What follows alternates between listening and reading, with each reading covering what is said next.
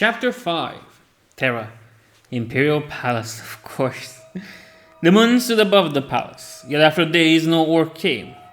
The panic created by the moon's appearance did the orcs' job for them, thought Vangarich. The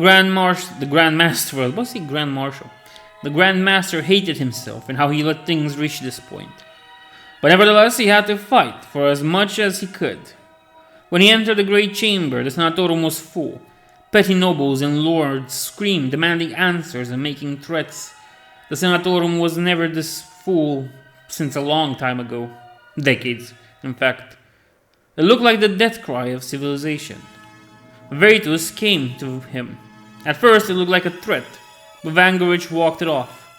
Veritas had no high opinion of the High Lords, but he knew Vangarich was no fool. The meeting began, and the uproarious crowd became silent. The High Lords looked as if they were dealing with a political crisis, not extinction itself.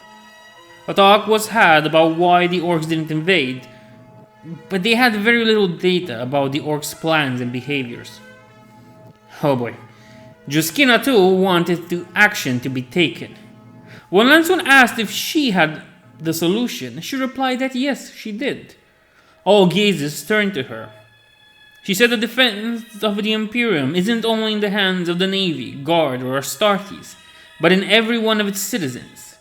She would not refuse this call and ask if anybody else will. Of course, everybody cried no, as you could expect.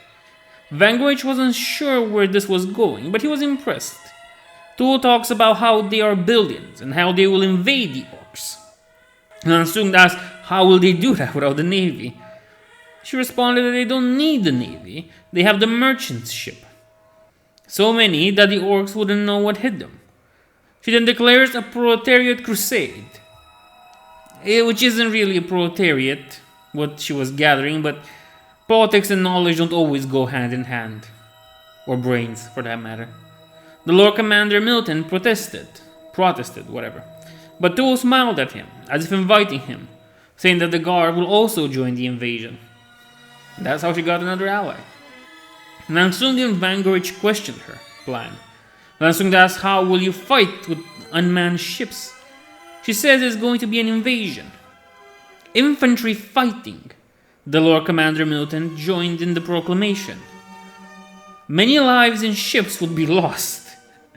This Commander Milton was more political than Het has ever been, and he didn't realize he was only a junior partner in this alliance. Not even the High Lords believed this plan would work. The Guard on Terra was few in numbers, and the other regiments, while called, were engaging with the Orks in different parts. The Administratum and Nistorum representatives joined Toll in her basking of glory. Following came the support of the Fabricator General Kublik, and even Stick approved. Toll mentioned that the support of the Navy would be required. This put Lansung in a corner. He would either sacrifice his navy or become even more of a pariah than he already was. The High Admiral agreed. Vangarich realized that they were doing the work of the Orks for them, and they were cheering on their own destruction. The Grand Master asked what if the invasion failed.